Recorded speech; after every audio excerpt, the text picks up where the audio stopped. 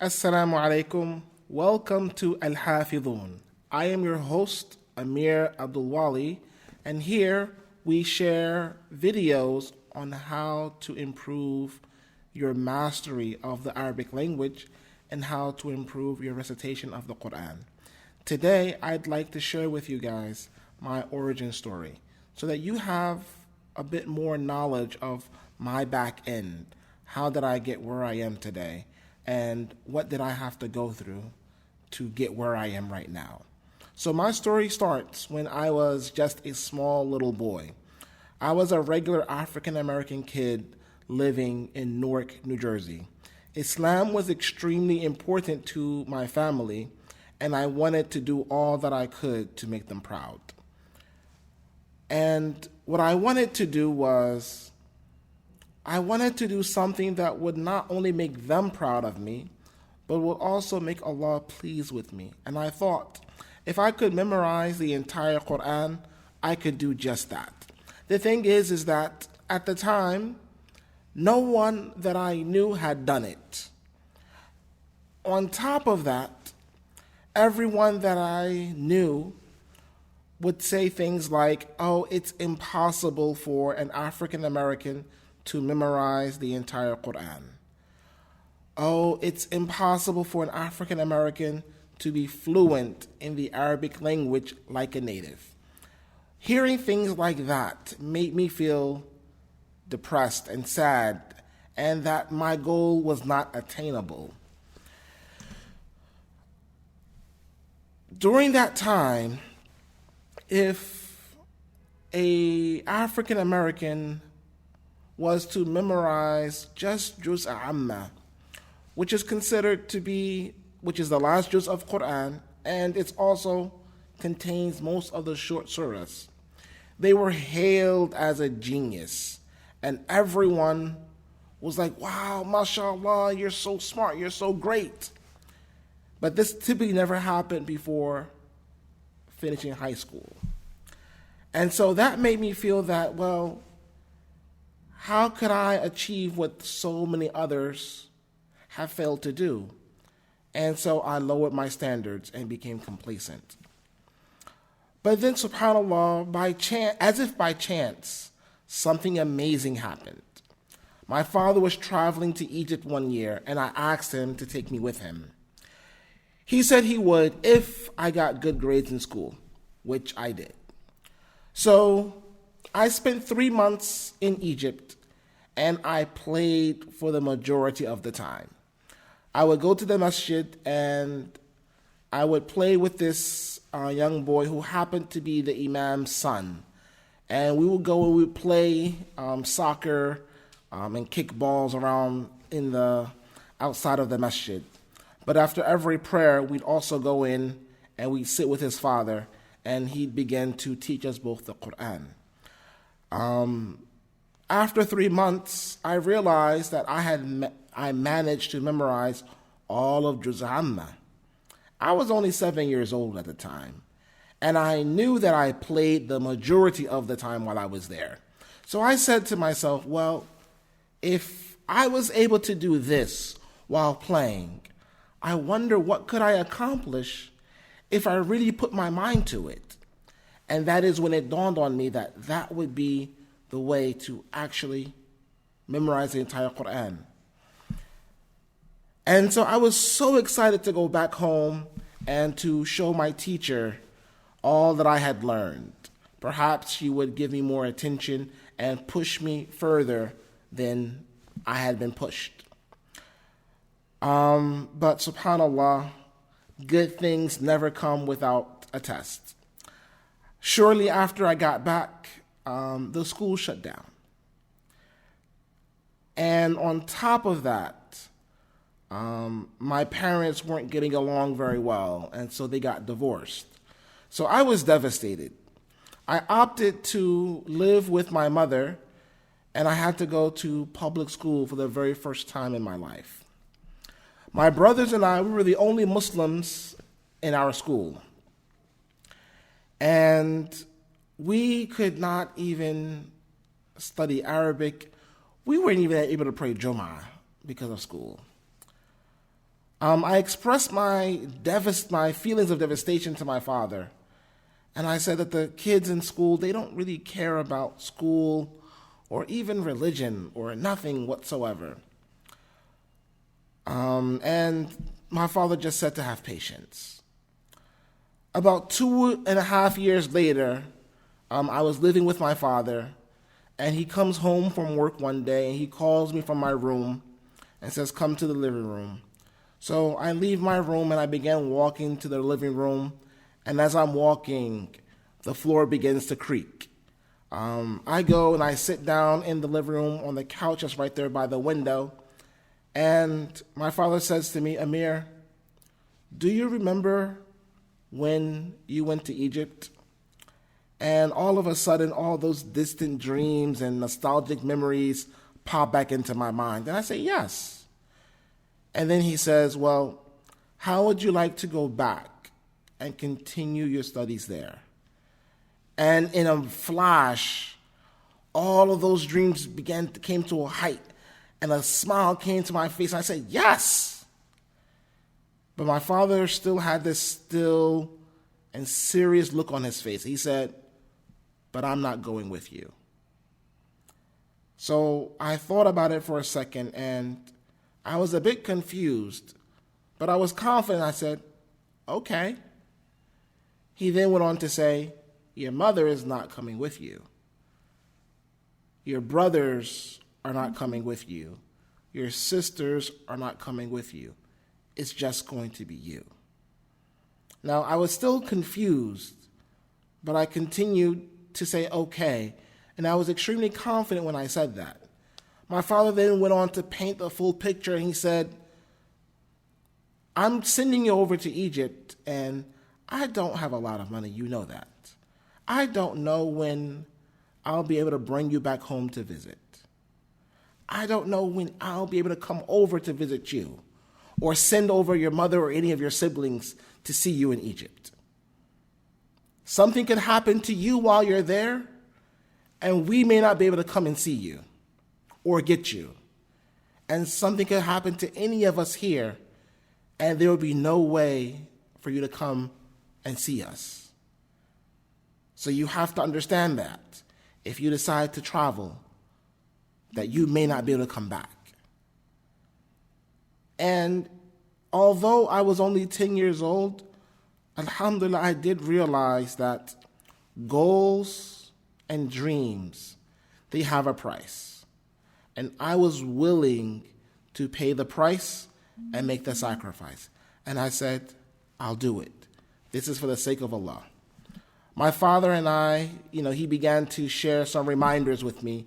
He said that when a student of knowledge travels to seek knowledge, the angels in the heavens, the animals on earth, even the fish in the sea, they do istighfar for the person who seeks knowledge.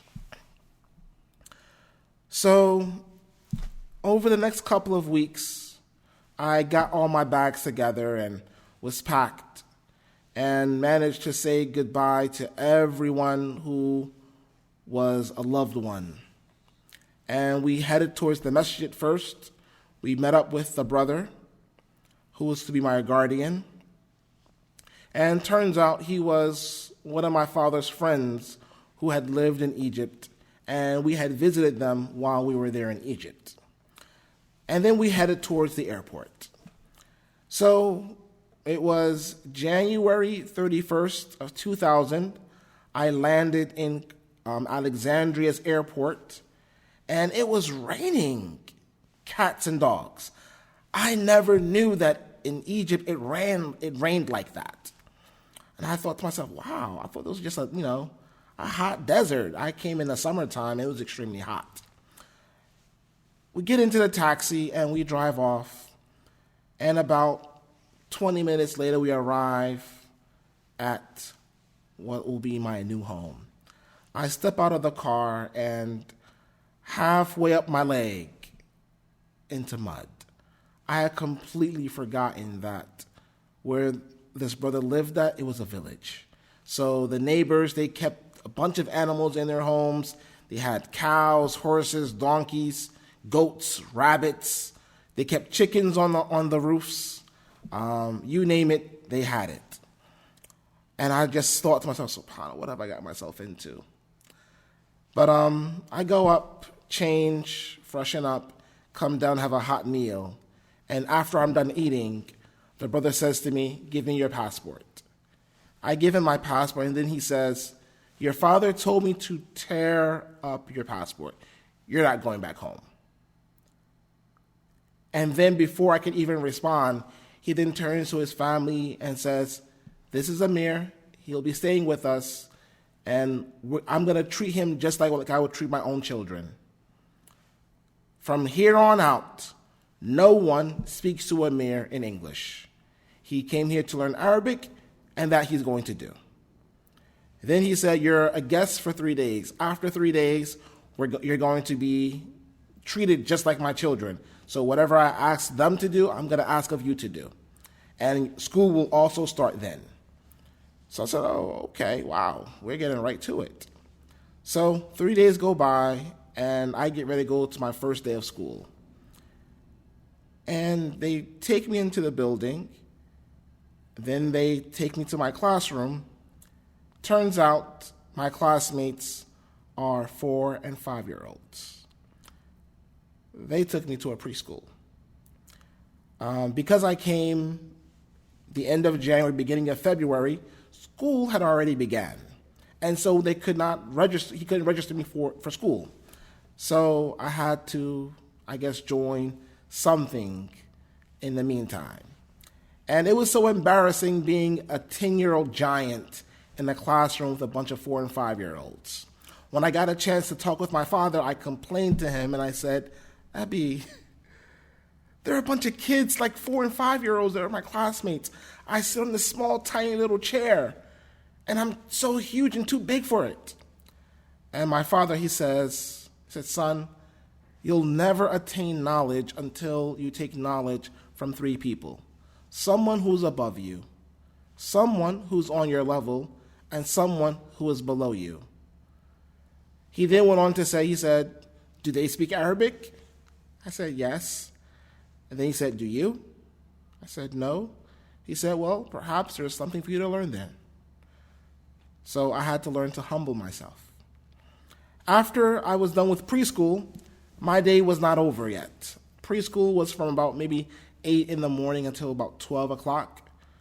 After that, around 1 o'clock, I had class with a tutor who lived not too far away from our house.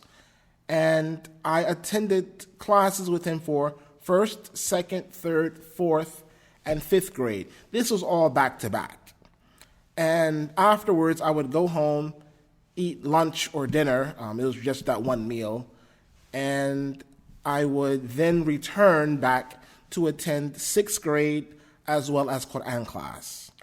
And I did this for about a good maybe 7 or 8 months.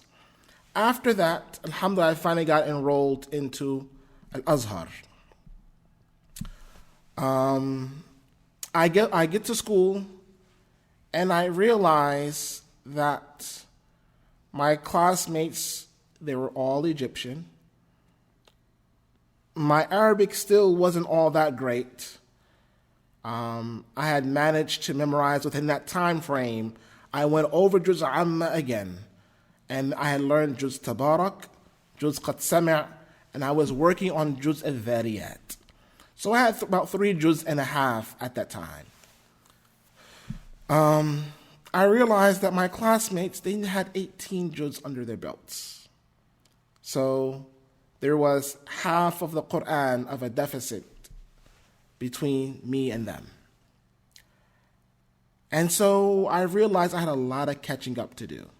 So when my classmates were playing around, I was studying. When they had a free period and they would joke around, I was memorizing. When they went on vacations, I was studying.